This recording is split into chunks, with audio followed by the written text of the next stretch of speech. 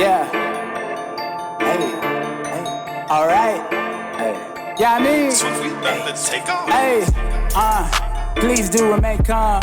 About to run against fitting with a little bit of soul, no times. Welcome to Please Remain Calm. I'm Ben Gonzalez. And I am Daniel Gonzalez. As always, folks, the opinions expressed here on the Please Remain Calm podcast are our own. They do not reflect the opinions of the Los Angeles City Fire Department, Los Angeles County Department of Health Services, and for this episode, the Los Angeles County Fire Department as well. Don't hold us to anything we say, right? Don't report us for anything. This is us. It's not them. We're back, guys. I feel like we say this every time. Every time we come to an episode now, it's after hiatus. But it's been like, what, 6 months or so? Yeah. Yeah, it's been like 5-6 months that we haven't been in here. No, we did some in January, right? We did one, I think. We did one and we were like, that's it, we're back. Yeah. You know, and then another 4. And like last year, what did we do? Like 10? Yeah. For the whole year. We you know, it's just like we said before, man, it's hard to continue to produce. We've done 110 episodes almost, right? This is 111. This is 111. Yeah. So if you think about it like a super successful like TV show, right?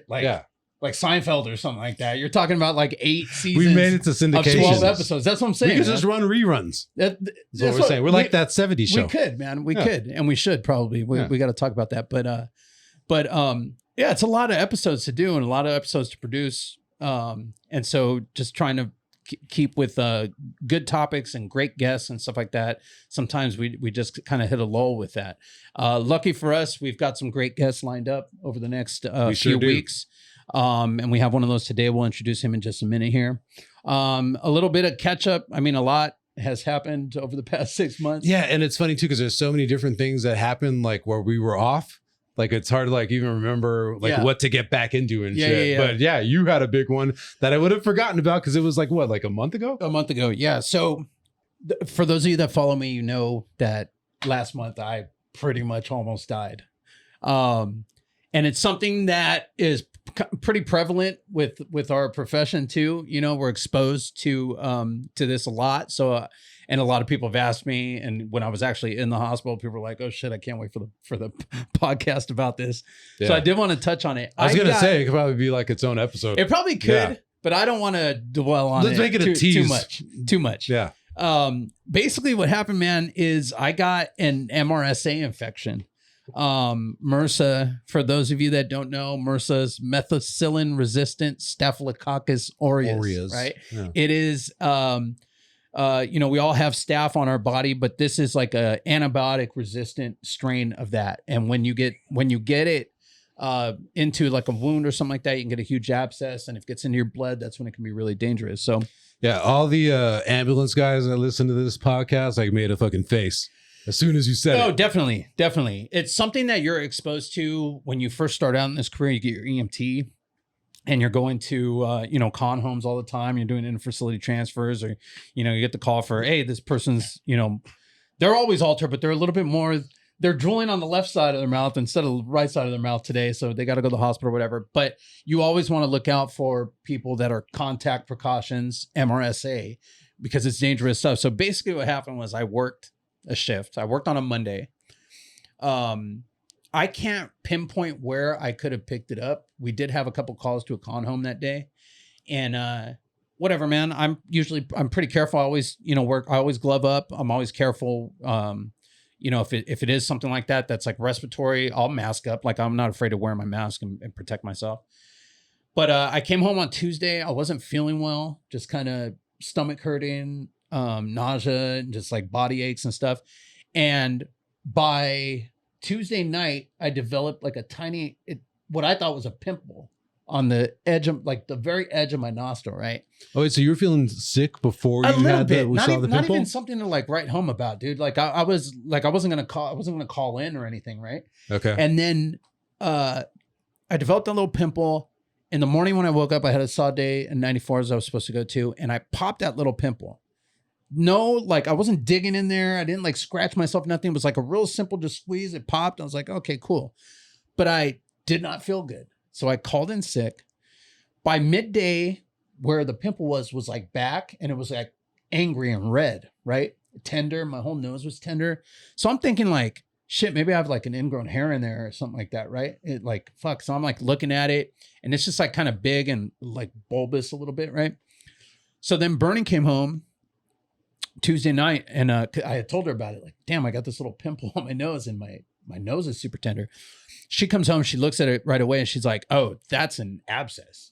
You need antibiotics, right? So I'm like, fuck, all right. So she calls. But it was still like small? It was bigger. It was like a big pimple now. Like it looked, but it wasn't white. It was just like a big like, red yeah, nose like Rudolph? like the underground pimples that you can't quite pop you up, but they're like big. But you know they're there, yeah. Yeah, it was kind of like that, like underneath where like my nose and my upper lip, connect. It hadn't totally surfaced. No. But it was digging back. And so she's like, you need an antibiotic for that. And so she calls in an antibiotic, right? Go pick it up. I take it. Meanwhile, this thing is like getting bigger. And my nose is like, my face looks weird. Like my nose is like sticking up like a Who from Whoville, right? And I'm like, and it's super tender. And I'm like, man, this is like really getting worse. And you could tell my face was like starting to swell up, right? Damn. And she's dude. like, maybe you should go. So that's through Wednesday, right? So Tuesday's when she ordered it. Wednesday, I'm taking the antibiotic. By Thursday, my shit is like super swollen. And she's like, maybe you should go to the ER. And I'm like, well, what am I going to go to the ER for? Like, what would you do in the ER? She goes, well, we'd probably lance it and drain it, you know, and then start you on antibiotics. Like, okay, well, I'm already out. I'm already on the antibiotic. So let's just lance it here and drain it here. Like, I've got stuff at home, right? Yeah. So ice it, right, with the ice cube. And I took a 16 and I stabbed that thing. And I started like draining it. Oh yeah, dude. I started draining it. I'm like squeezing. I'm squeezing that's how big it was. Like to get it, you try to get behind like a pimple, right? You didn't make this a reel for Instagram? I'm squeezing my face like this, dude. The boys are like standing in the door like that. I'm like, and it's just like draining, right? And so then it felt a little better, like I decreased the pressure, right? So I'm like, okay, cool. Then it would get worse. I'd milk it some more, feel a little better. Then it got to a point where it just didn't feel any better. And what really sucks is... Wait. So you were going through your Thursday basically just... Yeah, from like the evening. I'd say from like 8 o'clock in the evening is when I like actually lanced it. And then probably 3 or 4 times I went and like squoze my face again and then more would come out. It would feel like the pressure was relieved. I'm like, okay, that's all right. I can deal with this. You know, it is what it is. So what really sucks is that night was our AO Mo Nabani, who we're gonna have on the podcast soon. He promoted to captain, so he was giving us like promotion. He took all the guys out to this dope restaurant in Venice, damn, man. And I had to miss it because I was like, I couldn't even like eat. I hadn't eaten. I had no appetite. My face was all jacked up. So then it finally got to a point like around midnight where like it just wasn't getting any, like even when I milked it, the pain was just like unbearable, dude. My head felt like my eyeballs were gonna pop out of their socket. That's how much pressure I had. See, and this goes to our point that we always make. Nobody wants to go to the hospital, dude. If you're a paramedic already, nobody ever wants to go to the ER. I definitely did, dude. But something was super duper wrong, right? Yeah. And so, I've been doing like the hot compress, all that shit, just trying to get it past. It's just getting worse and worse and worse. So I finally go into Cedars, and I walk in, and like when you first walk into the waiting room, they give you a mask. You put the mask on. So I'm filling out all the paperwork and shit, and the PA comes out, my wife worked in the ER there for 3 years. So she called ahead. The PA come out. He's a buddy of ours. He goes, oh, let me see. I pull my mask out. And he goes, oh, God.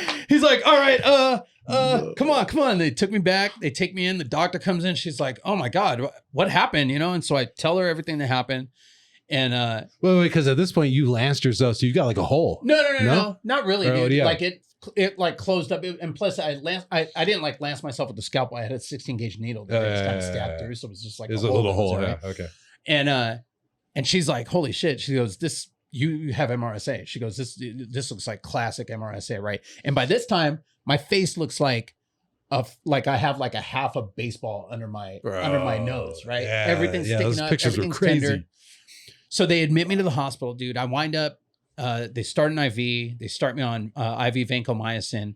They gave me Dilaudid in the ER for the pain. And let me tell you something, dude. If you are ever in a lot of pain and you need something in the ER, Dilaudid will make all all your troubles shit's amazing. Swim away, dude. Yeah. I get why motherfuckers are addicted to that shit. It puts you out of business. Yeah, they dude. come in, they're like, hey, listen, I'm allergic to morphine. I'm allergic to fentanyl. I'm allergic to give me some Dilaudid. And you're like, what the fuck? What's with this Dilaudid shit? I get it now, folks. But it like thank God it took the pain away, because I literally felt like Tuesday night, Friday, and like maybe the beginning. No, I think Friday is when they came in and actually drained it. So like Thursday afternoon to like Friday evening, I felt like I was going to die, dude. Like I super high from fever. the pain in your face? Pain in my face. My whole body ached. I had the shivers. I had a super high fever. I just felt like the sickest I've ever felt in my life. And I had this like thing on my face that I didn't even fully understand. Like, what the fuck is going, like, how bad is this? You know what I mean? And they're like moving around like I'm going to like, hey, we got to get moving with this shit. So it was scary, you know what I mean? I believe it, dude. Go in, do a CT, all that shit. And they're like really worked up about it. So it was kind of scary. So anyways, I wound up getting admitted. I'm in the hospital for 5 days, nonstop IV antibiotics. They stuck a PICC line in, which is a whole procedure, which is crazy. It's basically like a long ass IV that goes all the way to the front door of your heart, you know? And that's for when you have medications that, you know, because the vancomycin, I guess, is, it blew like 3 of my veins, dude, at different points while I was in the hospital. So they put this PICC line in. I got sent home, 3 solid weeks of nonstop IV antibiotics at home. Crazy, dude. And I had to have like a scan of my heart, like a echocardiogram, because apparently like MRSA, they called it a sticky infection. It likes to stick to your heart valves and different places in your body. Yeah. And so I had to have all that done. And what happened was when I first got there to the hospital, they had done blood cultures. And when the blood cultures came back, they take 48 hours to grow. Right. One of them came back positive for MRSA and one of them didn't. So that's why they were like super worked up, because once it gets in your system and you're septic with MRSA, that's when it's really, really bad. And whether or not you're going to make it is a toss up. So I have antibiotics for those 5 days, 4 days, and then they redid the blood cultures and they were negative. So the doctor was like, yeah, man, it probably was just barely seeping into your system.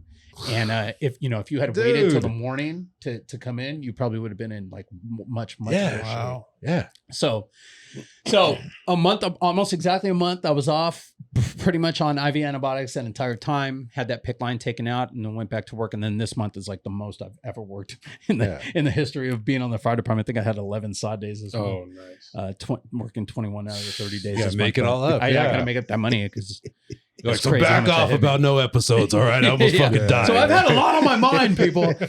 But so that was my past month. That's the explanation, guys. Maybe we will, if we can get one of the doctors. Yeah, we're like Bernie and your kid in here. Yeah, have like a really good episode. Danny's journey. He marched into the studio. But I'm glad we could talk about that. I want to move on because we have a lot to cover with our guest today. Yeah, we do. That took a chunk. We got our guest today is LA County Firefighter Paramedic. Engineer Paramedic Mike Anderson. Mike, say hi. Right. Hey, I'm here. I finally made it here. Yeah, man. We've been. So I worked with Mike. God, man, let's take it back. 22 years ago. Yep. At McCormick Ambulance, private ambulance. Look at you guys. Yeah, we worked together. United. And so, it's funny, man. Back then, there was no social media. None. So you came up with guys, and maybe like in your EMT school or working McCormick, and it's all guys and gals that are trying to get hired at the same time, Mm-hmm. And so you work together a little bit. Someone gets hired, and it's like, fuck, congratulations. But then they're just kind of like off in the in the world. Yeah. You really didn't have any way to keep up with people if you weren't like really tight. Yeah.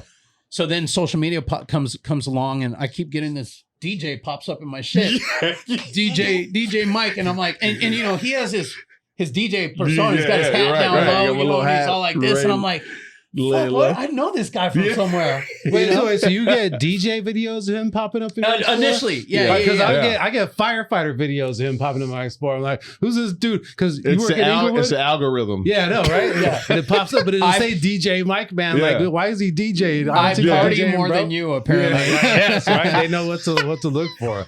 Like, this guy's doing research for his podcast. That is hilarious. So Mike, welcome to the show, man. Yeah. It's a long time in the making. We've Right. been chatting about trying to get you on for a long time.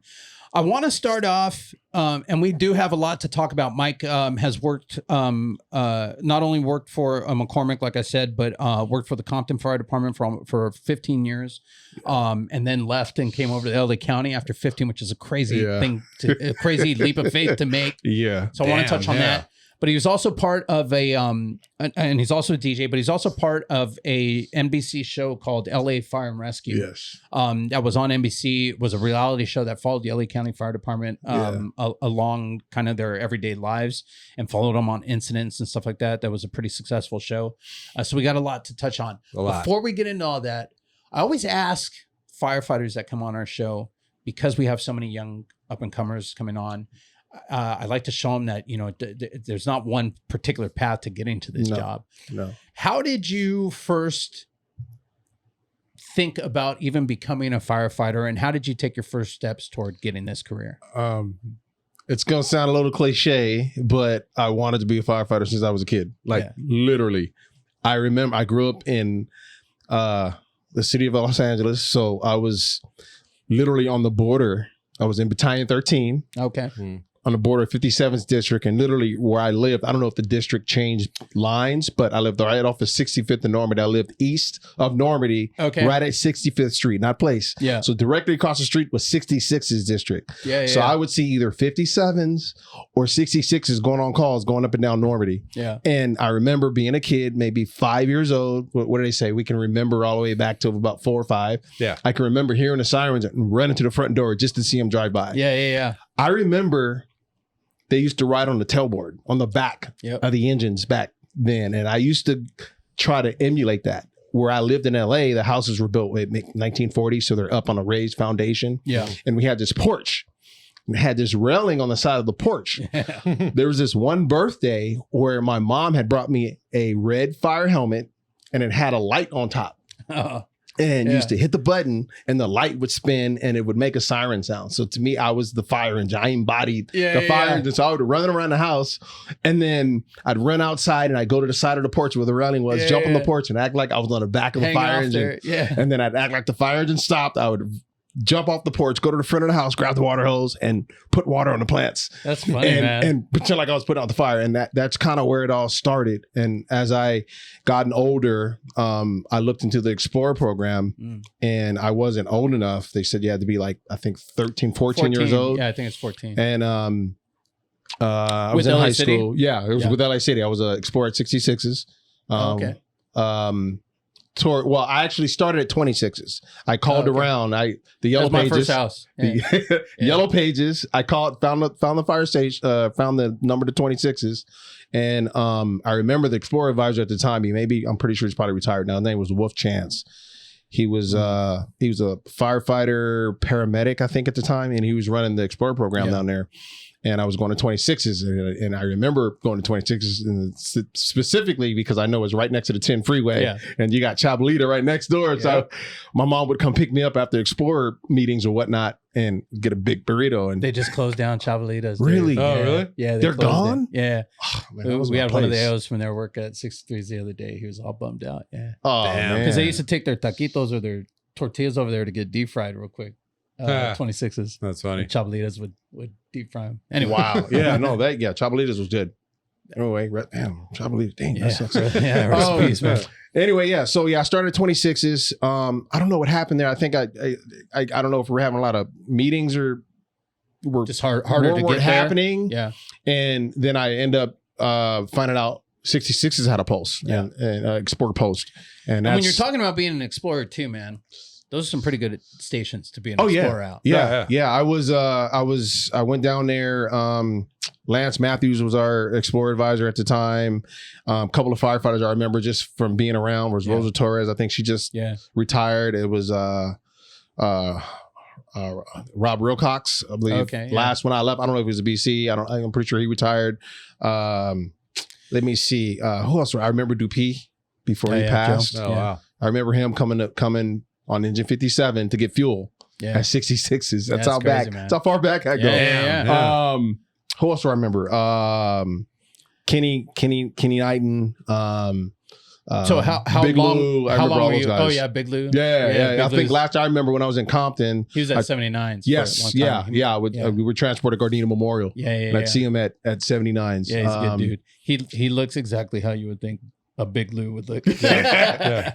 If Big Lou sees it, he used to call me Michael. yeah. He's That funny, was man. hilarious. Yeah. Big Papa and Big Yeah. Lou. Yeah. So yeah, that was. So how long were you in Explorer for? From the age of 15 till I think 17 or 18 years old. Oh, okay, cool. I graduated high school. My birthday was late in the year, so I graduated when I was 17. And then I started taking college courses at El Camino College for fire and emergency technology. And for those that don't know, there are a lot of community colleges that have fire technology programs. El Camino College, if you grew up in Southern California, it's kind of like the closest ones down here to like South LA and like the harbor cities and stuff like that. But if you're looking to get prepared for this job, finding a college in your area that has a program like that, where like El Camino has their own fire counselors, so you can go up and go, hey, I'm interested in being and it's like, all right, here's step one.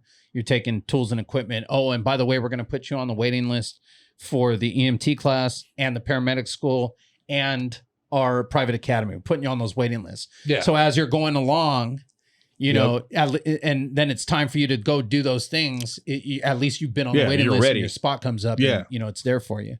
Yeah. But yeah, we went through El Camino. Well, it was South Bay Fire Academy. South Bay. That's what it was called. Yeah. Yep. I think we were like the last class that was South Bay or something. Yeah. So Explorer for that amount of years, you went to El Camino. Yeah. Kind of go through their program. Did you go through their EMT school as well? I went through twice. And the reason why I went through the first time, because I wanted to go into the El Camino College South Bay Fire Academy. Yeah. And I forgot what happened. I think the schedule was off and I couldn't do it. It was a full-time academy and I was working at the same time. Yeah. So then I continued taking my classes. Fast forward, this was like I was 18, so 98, 99, 2000. Yeah.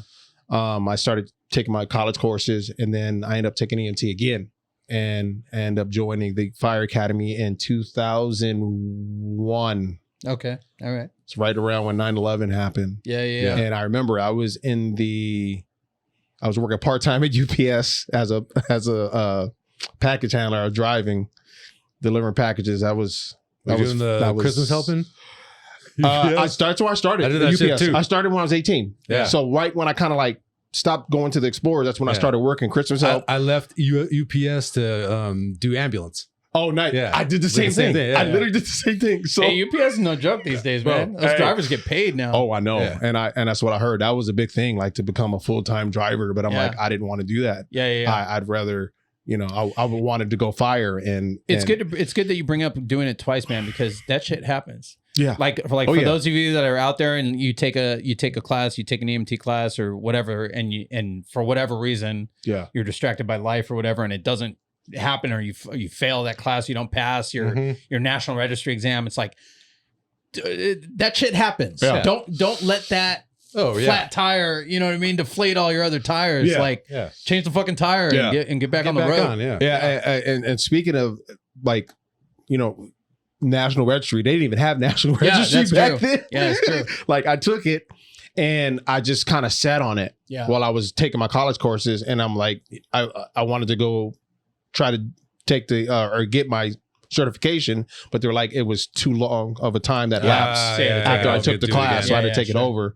And then that's when I was. So I know that El Camino kind of fed into Inglewood Fire Department, which doesn't exist anymore. Yeah. How did you get hooked up with or hired with Compton? Were you just kind of testing everywhere like people do? I tested Torrance, Norco Fire Department, Corona, LA City was my first test. Oh, really? I was 18 years old, didn't know what I was doing. I walked in there with slacks, some dress shoes, a white button-up shirt and a tie. I didn't know anything about an overcoat. I didn't really have a lot of direction there. Again, that's where, that's how it was back in the day, because back in the day, you can just maybe if you had social media back then, it would have been easier to kind of get back a hold then. It of was people. kind of just like, do you know a guy who knows a captain that might be able to talk to you about it before you go in? Yeah, and then I didn't think to reach out to anybody. Ask you, I mean, I reached out to some of my Explorer posts, and I went in and we did some mock interviews, but that was it. Yeah. That was all that was covered. I didn't think what to wear. Yeah, and I didn't really get a whole talking to. And granted, I was my first interview. I think I got like an 85, but it still wasn't high enough to get picked up. Yeah, same with me, man. I think I got a 90. My first. And if you're listening at home, episode 69 is all interview prep. You know what I mean? We cover everything that you could need to know. You know what I mean? Which would have been super useful for our guy here.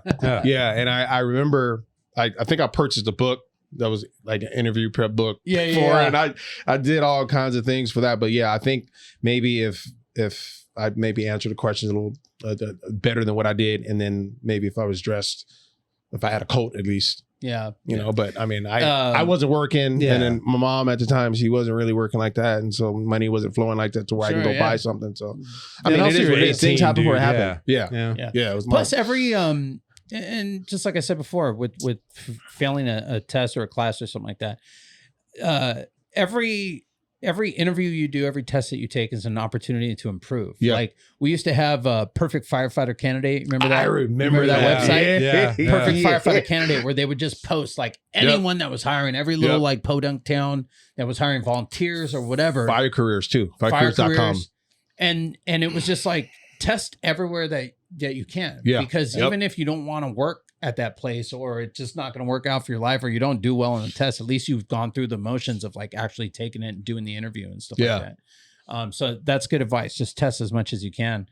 Everything can be a stepping stone to something else. It's crazy because now you just open Instagram and just all these jobs are posted and all that shit. Like everybody's hiring. Well, and like I remember, not even Perfect Firefighter Candidate. That was like a whoa, look at this. Like we had a list that our uncle gave us. That was just a list he got from another guy. They got from another guy. That was just all the personnel departments in the state. And it was just like a 10-page list, and you just had to call numbers like, hey, are you hiring firefighters? Or physically get an interest card and write your name and information. I remember turning my it. interest card for the city. I remember it was actual card. A triangular actual card. You had to go to the station and pick it. You got any interest cards? Take a stack and fill them out, man. It's a different world, man. Yeah, different world. So you got how long did it take you? How old were you when you got hired with Compton Fire? So 18, it was my first test. I got hired with Compton Fire when I was 24. So 2004. Okay. That's when I was hired. And what was their process like? Did they have their own drill tower that you had to go through? Yeah, had a drill tower. It was a short drill tower.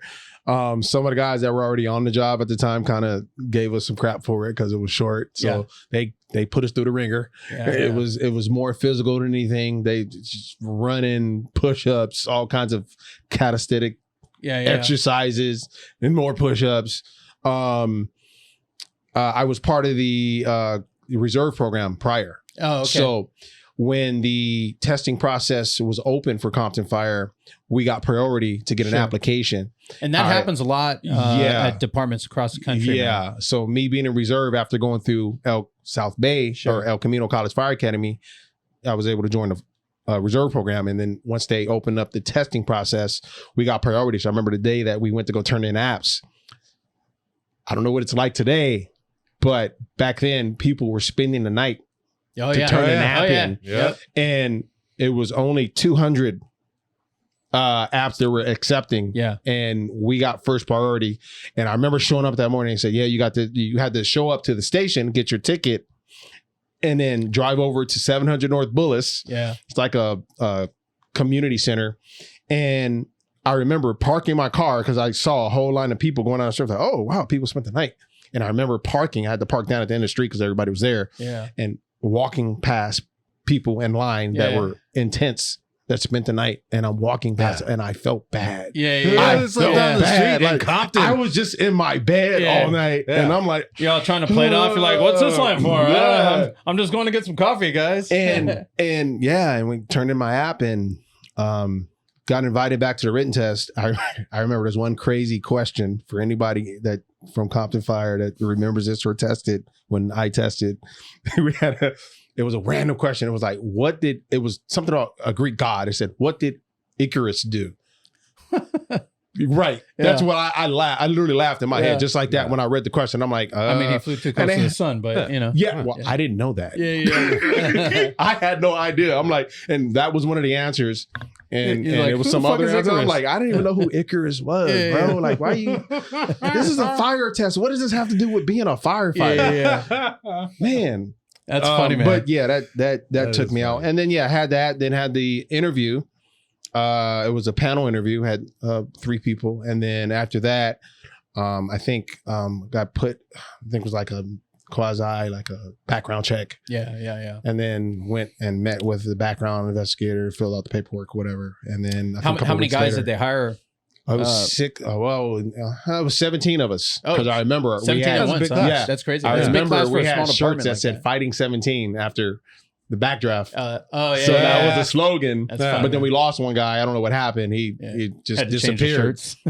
Sweet 16, boys. Right, Look at right. this. Yeah. Right. So it was 16 of us ultimately that graduated the tower. Now, were you there when they did the because there was a Compton Fire reality show First then in. too. Yeah, First in, yeah. It was hosted by Tyrese Gibson. Oh, was it? Yeah, it was on BET, right? Yeah, well, he did the voiceover. Yeah, he was the announcer. I guess I don't know if I'm saying that right. Yeah, I can remember sitting around, with the guys and watching that show and like being into it. Yeah. Next on First In, and they had there was a guy that was like the rookie hammer, and then you guys were running calls all the time. It was what's his name's buddy? Remember we had Kevin Green on? Yeah.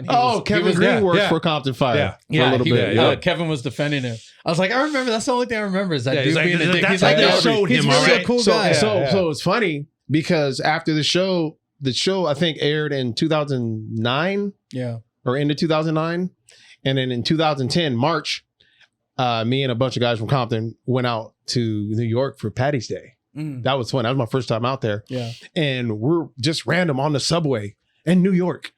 And we see a bunch of guys, like you could tell they're firefighters. And we're chilling and one of them goes, "Hey, aren't you that one guy, Danny Salazar? Hey man, I seen you on the show, man. Oh, no shit. Dude, why you go so crazy on that guy?" That's funny, dude. It was like, and they're like, "Well, hey," we start, talking talking it up or whatever, and find out they work for Metro, like Miami-Dade. Oh no Right, shit. it was just random too. people would notice us, or not me, but he was on the show, so they noticed him. And there weren't. It was a trip. There really weren't shows like that. Yeah. I mean, you had Cops that everybody watched, but to follow a fire department around, it just like wasn't out there. It was like one of the first ones of that. It's funny, man. And then they followed that battalion chief that wound up stealing all the radios and shit.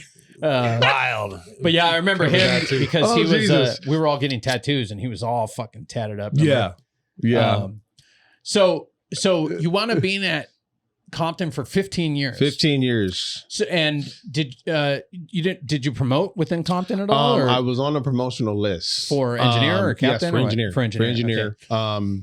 And 15 years. Yes. Is not anything to sneeze at, dude. 15 years is a long time. I mean, you're whatever. That's half a career. Whatever retirement program that you were buying into, all that stuff. Just 5 years off. That's a lot of time dedicated to a department. Yeah. How did you come to the realization that you were going to leave Compton Fire Department for LA County Fire Department after 15 years? How did that come about? I always said, because throughout the years, a couple of firefighters who I was hired with left and went to their respective departments. I think I want to say almost half the class that I got hired with left. Did Compton kind of feel like that? Like a kind of stepping stone department? Some people may look at it. Yeah. But 15 years as a fire career. department. Yeah. And I'm like, I'm here. Yeah. I'm going to be here for the rest of my career as far as I know. Yeah. Unless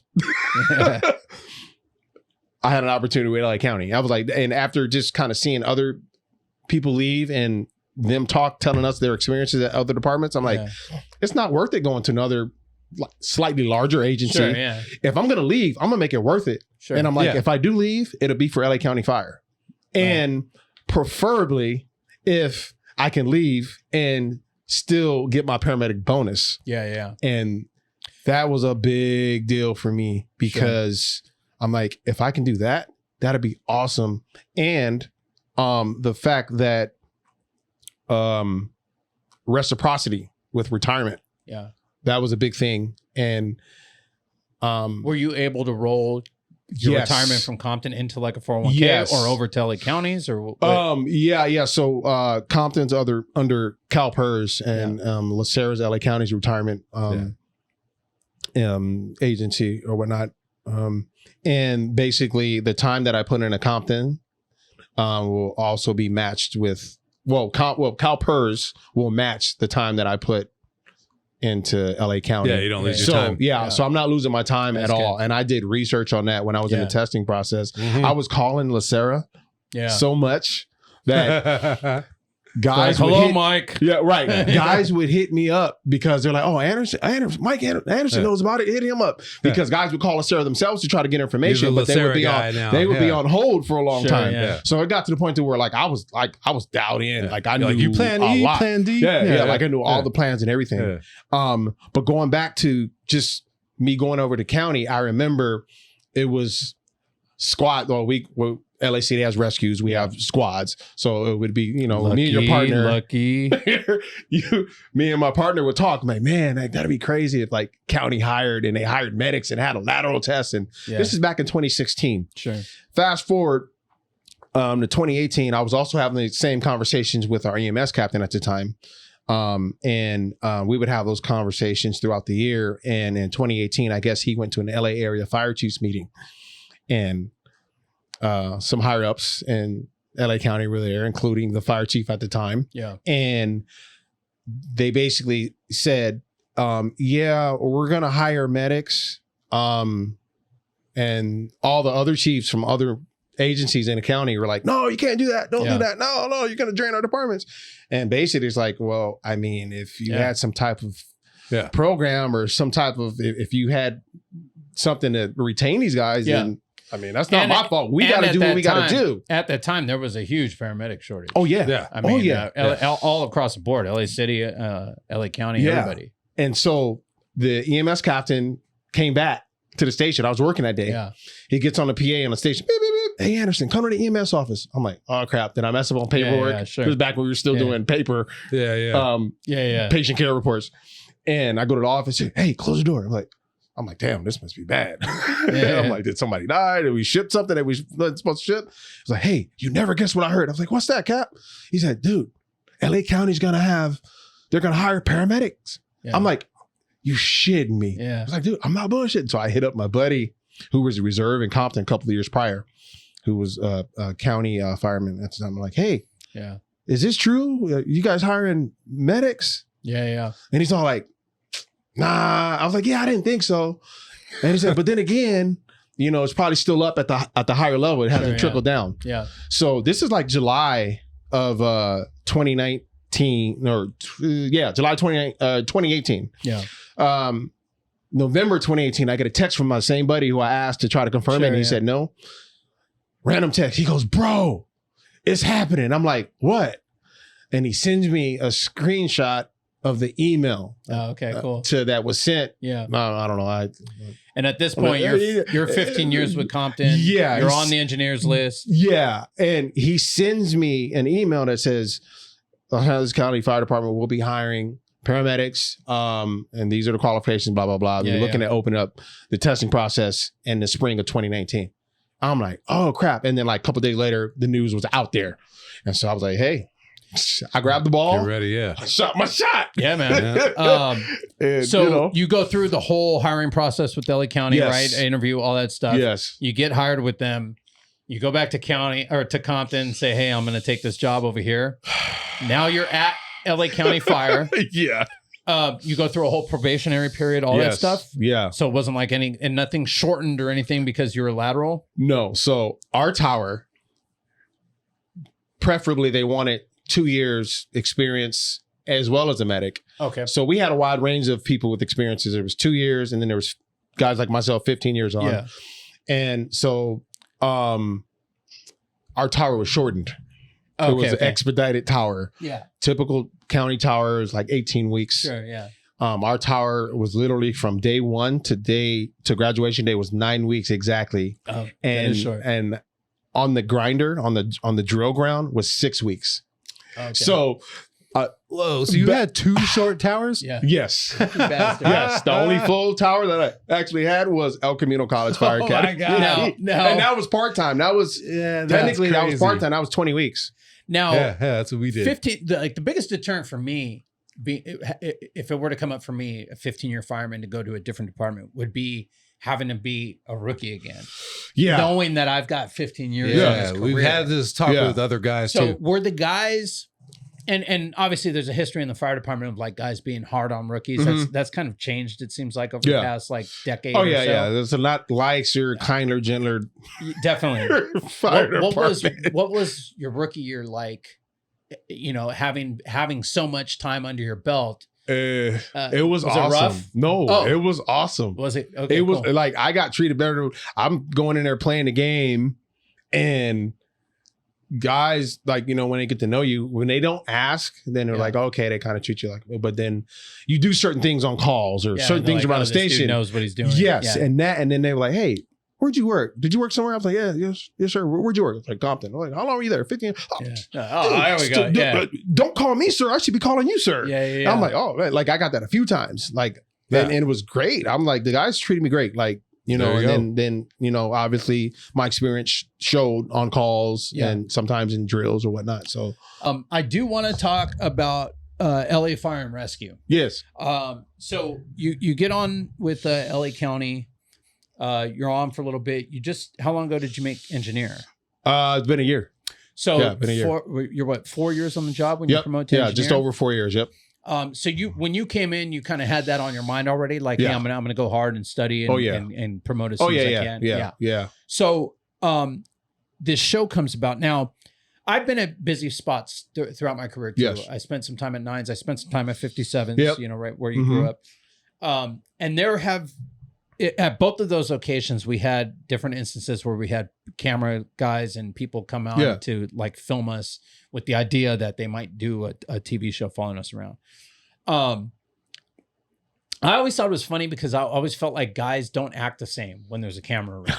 Like you're never gonna get the real fire department out of guys, because nobody wants to say the wrong thing, Right. You know, everybody's kind of on their best behavior, and that's not what the fire department is, man. I always tell people It's not. when you deal with like dramas like Rescue Me or 911 or those TV shows that have to do with the fire department, they're always like super, super dramatic. Yeah. You know, and then there's a little bit of comedy sprinkled in, whereas the fire department is really just a fucking raunchy ass comedy. It is. And there's a little bit of like super high drama sprinkled Right. in. Yeah. Right.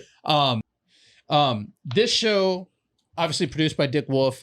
You heard some rumors about like how difficult it was for them to get like the permissions to, because that's a big thing too, man. You're following people around on incidents. Yeah. You're seeing people, there's HIPAA violations and all that stuff. So not only do you have to like follow the guys around the station, but you're going on calls also. So you have to get permissions from the people that you're filming and all that stuff. So I heard that this show was like in development and trying to get done for a number of years. Yes. And that LA City actually turned it down. Yeah. LA County picked it up, and it was still another like couple of years before they could actually get on. Yeah. I want to show just a couple clips of what the show was about, get the vibe for the show real quick. And so we'll look at those and then we'll talk a little bit about it. So just kind of gives you it's got like cops vibes to the it. music. You know what I mean? How was it shooting that show? Like, obviously you see like reality shows, and we all know that they're not reality, that there's a lot there's like manufactured stuff in there, obviously. Yes. How much how was it, you know, living the life as a firefighter for a while and then having these guys follow you around the station? How did it affect your station life? And actually initially, I can probably speak for the crew, for the most part. It was a little like, you know, nervous. Just the cameras, you're like, Yeah. But after I think the third day of filming, the third day that they came out to film us, you forget the cameras are there. Oh, really? Totally forget the cameras are there. Cool. How many days were they there total? They were out. Let me see. They were from July until December. And did they really make an effort to like kind of try to make themselves invisible to you guys? Yeah. Yeah. They were in a way. Yeah. They would like see like the camera person or the PA, the production assistant was like, we're on a call. Yeah. They'll see that we have to walk. So they kind of move out the way. Like you totally forget. Like there was one scene or one call that we went on, which was a shooting. Yeah. It was two critical. And we had a delay in the ambulance. That was another story. Yeah. But anyway, we totally forgot the cameras were there. They were there, but they were at a distance. And the reason why they had to kind of distance themselves away from us because we had a rowdy crowd because they were up on us. Okay, yeah. So that was an issue. There's been other calls where there would be there and then we would just do our job. We just go in there and we were us. We were unapologetically us. The only thing that we were told not to talk about or try not to say is bad words. Sure. Try to watch our language. Damn, this guy's fucked up. Yeah, right. Oh, shit. And politics. That was it. They said be yourselves, and we were literally ourselves. Yeah. There's a part where a lot of guys who I work with around the county, and people like, hey, you were that guy that was dancing. Yeah. They remember that, and that was just us being silly. Like, that was just something that came about. We had a little mini dance battle before the cameras came, and we talked about it while the cameras were there, and that's what happened. So especially this day and age, man. It's like politics is talked about so much in the fire department. And it used to be back in the day, it was like you just didn't talk about religion, you didn't talk about politics at the firehouse. Oh yeah, it's a different fire department these days. Yeah, I want to look at just another real quick clip. Did they have you guys like? Did they want you to like verbalize more like what you were doing? And that's something I forgot to disclose to you guys. Yeah, that they wanted you to kind of talk about what you're thinking because the viewer doesn't know. Typically, when you're with a crew, with your crew, nothing said. There's a lot of unspoken stuff. Yeah, you know what the other person's going to do or what the other person's thinking. And that was the only other thing, which wasn't too much of an issue. Sometimes the production says, hey, could you talk about the call we're going on and what you're thinking, worst case scenario, best case scenario, whatnot. How much was all of the filming done while you guys were on duty, or were you guys ever required to come on? No, everything was on duty. Yeah, everything was on duty. Oh, okay. Everything was on duty. This is wild too, watching the clips of your station and your specific clips. Yeah. So that's where my house is, dude. Oh, really? Yeah, I live in 172s. Like when you driving down, like leaving, like I drive past it there every day. Oh, nice. Yeah. So he's saying like, oh, we had a double shoot, and I'm like, damn, was that the one on one right by the park? Like, oh shit. Yeah, we actually had a few in our district. Which 172s was shut down for a little while. Yeah, wasn't it? Yeah, that was something that happened before my time, but I heard about it being at another department. I can remember driving by, and there was like a sign out there, like this fire station is closed. If you have an emergency, it was like, damn, can you imagine? Like, thinking there's a fire station there and you're having like an emergency and you show up and it's like nobody's there, sign there or whatever. Right. But then they open it back up and it's neighborhood fire station. That's pretty cool. Yeah. The show was one season. Yes, one season. Was there talk of doing a second season, or was it always just going to be one season? From what I understand, the department, I think, green lit a second season, but NBC canceled it. I'm not sure the specific reasons. I heard different, like I heard something about they wanted to go in a different direction as far as Olympics coming on this year or something like that. And then the strike that happened, that kind of did a lot with, scheduling stuff. Every new show, dude. Yeah. There's almost like a minuscule percentage of shows made it past the season that were new shows. Yeah. Because I will say shows like this can definitely, or reality shows just in general can definitely kind of go left, or you know what I mean, like can be like not enjoyable, or but I really feel like this one kind of captured a little bit better the essence of what it was like to have a day in the life of the fire department. Yeah, we got a lot of props for the show. It's like, especially guys on the job, like guys who were like, big like that don't really compliment stuff. Like, this was a good show. Like, oh, okay. Yeah, thank it's you. definitely entertaining. Appreciate it. You were entertaining. They kind of touch on your guys' like outside lives a little bit there too. And so I wanted to talk about that a little bit too. How'd you get into DJing and like what kind of events do you do? Are you still as much into it as you have been in the past? Because we are getting older. Yeah. I wanted to DJ since I was a teenager. There would be weekends where my friends would be gone and I had nothing to do but to listen to Power 106. And I listened to the mix shows. Shout out to DJ Theo, man. Theo on 92.3. I remember Theo. The deepest voiced Asian dude you ever met in your life. And I would I was just like, man, I want to do that. And so I ended up buying my first piece of DJ equipment was a Radio Shack mixer I got from Radio Shack. And then my uncle the realistic. I don't know. I think it was a Radio Shack brand mixer. I think I don't even remember the name, but I used that, and then I also had 2 5-disc CD changers that I would use. And I look back, I'm like, what was I thinking about? I like DJ parties with that, and I'm like, I wanted more flexibility with my mixing and my technical skills, and I went and I purchased more equipment, and it just that's evolved. wow. You were showing up to parties with the realistic mixer from Radio Shack and a CD change. Like, trust me, bro. Yeah, we gonna rock. I mean, I made it work, and I ended up doing that, and then back in 2015, it was hot 92.3. They flipped to real 92.3, and I'm like, I got it. This is my chance. So, and then I applied for the street team, and I wanted to work my way up to on-air mixer. Yeah, and you really still had the dream the whole time. Oh then, yeah, right? yeah. I wasn't playing. That's the other good thing about this career, man, is that if you have other interests, it's like you have the time and ability to do that. You have time to do it, and I've submitted for that. And, they just didn't have an opportunity at the time. And then I ended up resigning for personal reason. That's another story off camera. And after that, I built a lot of relationships. And so, I still have gigs that come in every now and then. Every so often I'll DJ at a local casino in the Inglewood, and people can figure out what casino it is. Oh, there you go. So I'm still doing it. This is wild, man. Like, you could write a book, dude. I think this is probably the only person who has been at two paid firefighter jobs and got 2 shortened towers in both jobs and 2 TV shows of being on the job. Yeah, man. You know what I mean? Like, that's crazy. Oh, and you act. Yeah. Well, side thing. Here and there. Put me on, dog. Me and you both. I got another dream. I got my SAG card too. Oh, cool. Look at you. There you go. Because of the show? No.